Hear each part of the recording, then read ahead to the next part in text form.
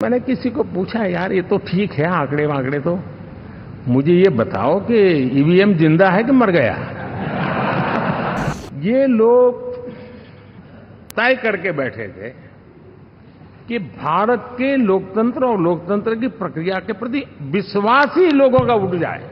मुझे तो लगता था कि शायद इस बार वो ईवीएम की अर्थी का जुलूस निकालेंगे। 4 जून शाम आते आते उनको ताले लग गए, ईवीएम ने उनको चुप कर दिया।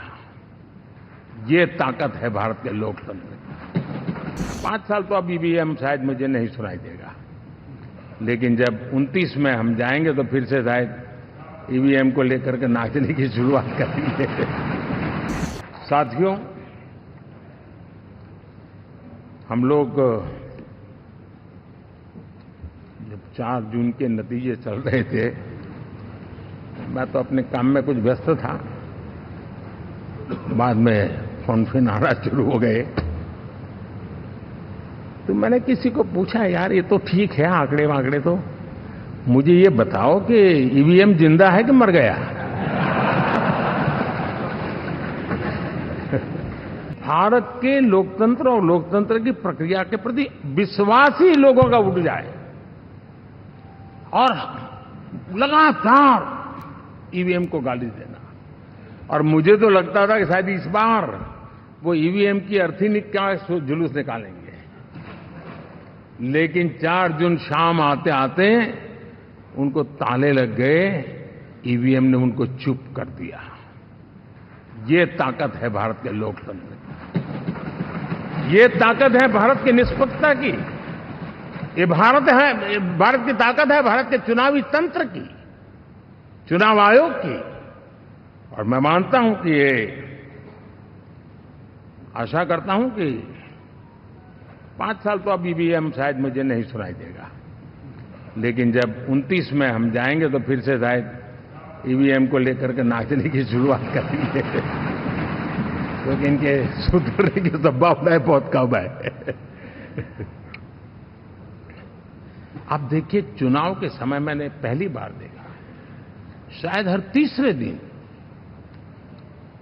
इलेक्शन कमीशन के काम में रुकावट आए, इसके लिए सुप्रीम कोर्ट के दरवाजे खटखटाए गए। भांति भांति की एप्लीकेशन, और एक ही टोली थी। और लोकतंत्र के प्रति जिनका भरोभार अविश्वास है, ऐसे लोग सुप्रीम कोर्ट का उपयोग करते हुए कैसे रुकावट डाले, इसका निरंतर प्रयास करते रहे। और चुनाव आयोग की ताकत का एक बड़ा हिस्सा अदालतों में, इस पीक आवर्स में, चुनाव के पीक आवर्स में, यानी कितनी निराशा लेकर के ये लोग मैदान में आए थे कि उन्होंने पूरा हमला उसी इंस्टीट्यूट पे लगा दो, ताकि चुनाव के कोई भी परिणाम आए, हम दुनिया के सामने भारत को भी बदनाम कर लें। ये षड्यंत्र का हिस्सा था दोस्तों, और कभी भी देश उनको माफ नहीं करेगा। साथियों, इंडी गठबंधन वाले जब ईवीएम का विरोध करते हैं तो मैं सिर्फ एक चुनाव के रूप में नहीं देख रहा। मैं मानता हूं ये लोग मन से पिछली शताब्दी के सोच वाले लोग हैं।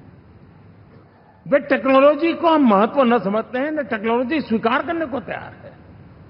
और ये सिर्फ ईवीएम में दिखाई दिया, ऐसा नहीं, यूपीआई में दिखाया। जब हमने कहा कि हिंदुस्तान के लोग डिजिटल ट्रांजैक्शन करेंगे, फिनटेक की दुनिया में आज हिंदुस्तान का नाम हो गया, मानने को तैयार नहीं।